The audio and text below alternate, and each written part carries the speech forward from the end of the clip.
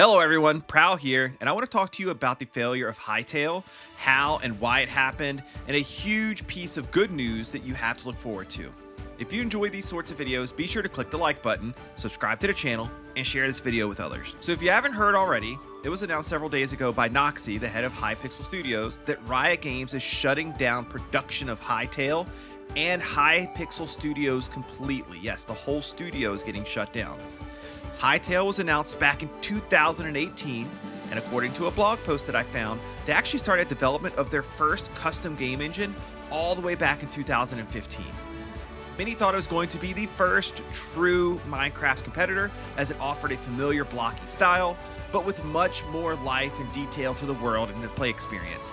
The initial release trailer, plus the game coming from Hypixel with their very long history within Minecraft, with their servers and mini-games, really gave many players hope that the game would be something special.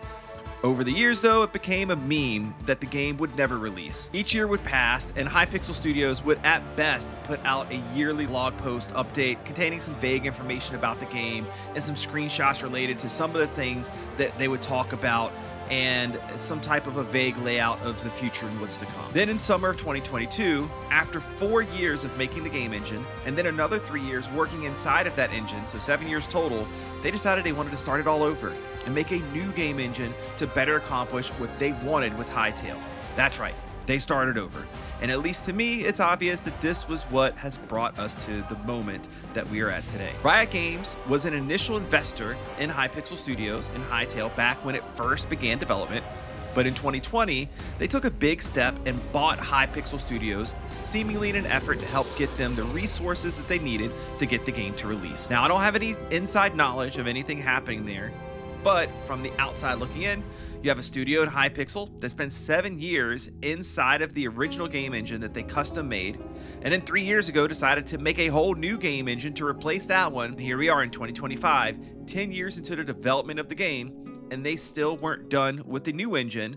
They had just started moving assets over from the old engine to the new one in terms of what they'd already made. The game has never gone through any external play testing whatsoever.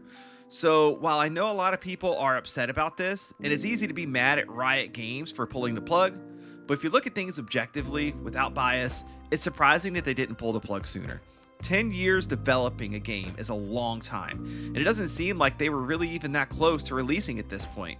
How much longer did you expect them to go? 13 years, 15 years into development? At which point do you call it a lost cause and just cut your losses? There is a lot of people on Twitter right now trying to plead with Riot Games to release Hytale, to sell it to somebody else, to release it as open source so others can continue the project, and I applaud the effort, and I too would love to see Hytale released in some capacity.